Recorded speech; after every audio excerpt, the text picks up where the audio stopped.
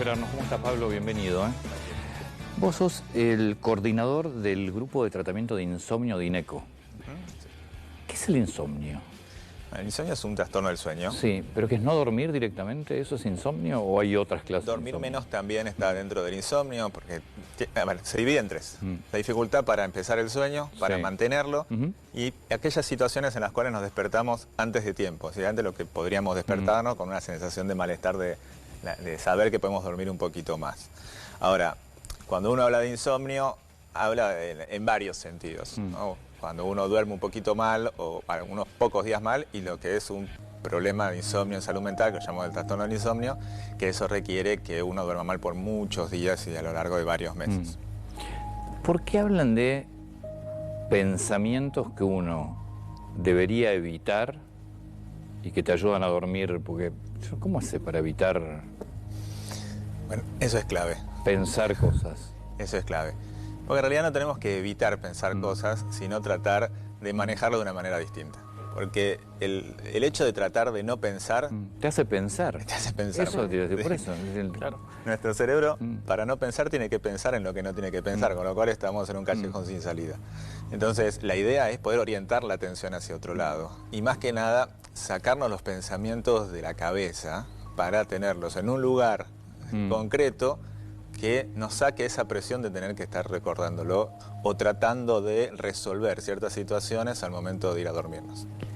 Está bien. Vos pasás por determinado momento donde tenés, estás en una crisis, o tenés problemas laborales, es inevitable pensar en esa situación, casi estás a diario pensando en esa situación. ¿Cómo haces para poder limpiar tu cabeza antes de dormir y poder descansar? Bueno, primero, para dar un poquito de ánimo, no tenemos que limpiarla del todo la cabeza para poder ir a dormirnos. Y por otro lado, es importante saber que también tenemos todo el día para manejar eso, ¿no? Porque uno a veces piensa, bueno, ¿cómo hago para no pensar a la noche y poder dormir? Y en realidad, digamos, la estrategia empieza antes, ¿sí?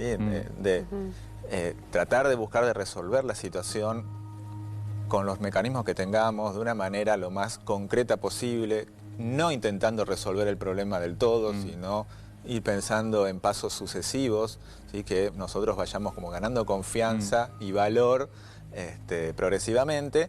Y yo lo que te decía es que a veces nosotros centramos todo ese esfuerzo a la noche y ahí tenemos todas las de perder, por varias razones. Una es que a la noche no tenemos nada que nos distraiga. ¿Sí? Otra es que vamos a estar cansados y habiendo acumulado toda la preocupación del día. Entonces vamos a estar más predispuestos a pensar en las preocupaciones. Y por otro lado, tenemos la expectativa de decir, bueno, que estas preocupaciones no me afecten a la hora de dormir, cuando lo esperable es que nos afecte. ¿Sí? Y que quizás esas noches en las cuales estamos con muchas preocupaciones, con pensamientos que nos inundan, saber que es posible que durmamos mal y que eso no necesariamente va a ser un problema. Y en esas noches puntuales en las que capaz uno ya sabe que tiene algo importante el día siguiente y le cuesta dormir, ¿es recomendable en alguna noche puntual, en algún momento puntual, quizás recurrir a tomar una pastilla siempre con sugerencia del médico? En ese caso ¿se acepta? Sí, se acepta en realidad la medicación cuando es un tratamiento que está, como vos decías, seguido por un médico, Claro. ¿sí? Bien orientado, pero no es la primera elección para el problema del sueño.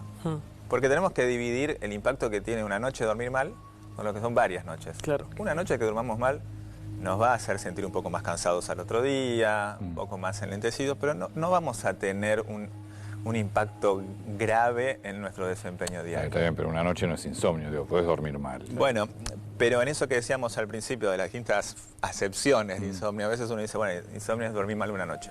No, esa es una forma muy genérica de decir insomnio. Y como les decía antes, también aceptar nosotros mismos que esas noches que sabemos que van a ser difíciles, porque tenemos cosas importantes al otro día, es muy probable que durmamos menos.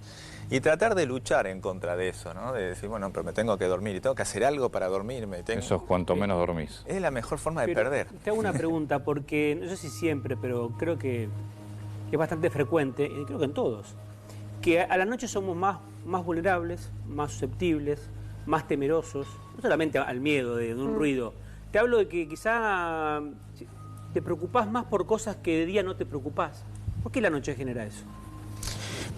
A ver, la falta de estimulación externa es la condición favorable de todas estas cosas, ¿no? Y como digo siempre, uno habla del sueño, pero en realidad el sueño es una foto de un momento, o el momento previo a mí es una foto de todo lo que nos pasa durante el día, ¿sí? Entonces, si nosotros somos personas que tendemos a preocuparnos, es probable que hacia la tarde tengamos más preocupación, tarde-noche, más preocupaciones. Y cuando llega ese momento de dormirnos, en los cuales ya sabemos que no vamos a poder resolver muchas de las cosas Claro, que tenemos pues, que resolver. yo creo que lo que apunta Carlos es que uno a la noche siente que ya no podés resolver nada, no tenés ni siquiera a quién llamar. Exactamente, Claro. y no tenemos con quién hablar. Sí, parte de la resolución del problema muchas veces es socializar lo que nos pasa, evaluar alternativas con otros, todo eso no lo podemos hacer. Pero nosotros seguimos con la intención de resolverlo en ese momento de la noche cuando no tenemos los recursos, ¿sí?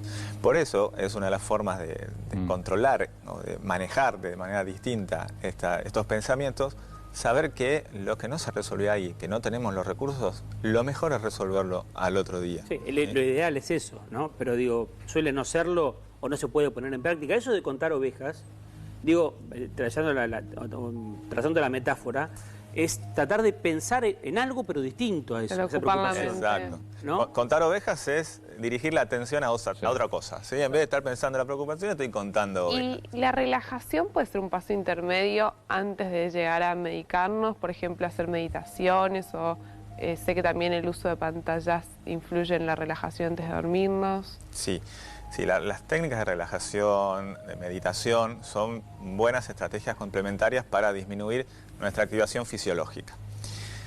Lo que tenemos que tener cuidado con eso es que no se conviertan en una solución mágica para dormir, ¿sí? Porque muchas veces caen dentro de la lógica de tratar de controlar el sueño, ¿sí? Y si cae dentro de esa lógica, va a fallar, porque no podemos controlar un proceso espontáneo. Claro. Entonces, la relajación, la meditación nos va a servir sobre todo en dos momentos, en el día y unos momentos antes de dormirnos, pero simplemente buscando el estar más tranquilos, no dormir. Ahora, siempre es la cabeza lo del sueño. Si yo duermo mal o sufro de insomnio, ¿siempre es un tema de mi cabeza? No, ¿No absolutamente. puede ser físico? Puede ser físico, puede estar asociado con factores contextuales, ambientales, con nuestros hábitos, en el sentido de que muchas veces nosotros hacemos actividades distintas al dormir en la habitación, y esto también obviamente en los últimos años con el contexto de pandemia Aumentó. se incrementó mucho más, porque nosotros a veces trabajábamos en la habitación, estudiábamos en la habitación, es decir, nuestra vida Está bien, giraba en torno pero a ahí vos ahí tenés puntos en concreto donde puedes decir, puede ser por esto. Sí. Pero si tu vida es la de siempre y de repente empezás a no poder dormir, ¿siempre tiene que ver con la cabeza o puede ser un tema físico? No, en general el tema de la cabeza es un factor dentro de otros, ¿sí? No podemos reducirlo solamente a cuestiones mentales. Pero dentro de los problemas del sueño hay un abanico muy grande, ¿sí? Y hay predisposiciones biológicas, predisposiciones psicológicas, predisposiciones ambientales, hay un montón de factores que pueden dejarnos vulnerables a desarrollar un problema del sueño. Si eso se junta con una situación de estrés, ahí se dispara.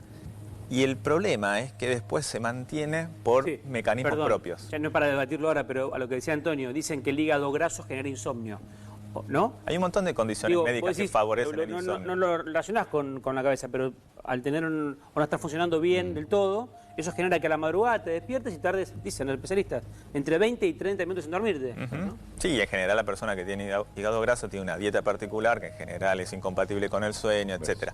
Es una cadena de cosas. Pero lo importante es saber que nuestra cabeza no va separada del cuerpo. Claro. ¿Sí? Entonces los problemas biológicos tienen un correlato psicológico y viceversa también, ¿sí? Porque son dos dimensiones de nosotros como personas. Pablo, muchas gracias, muy atento. Un placer como siempre. Gracias.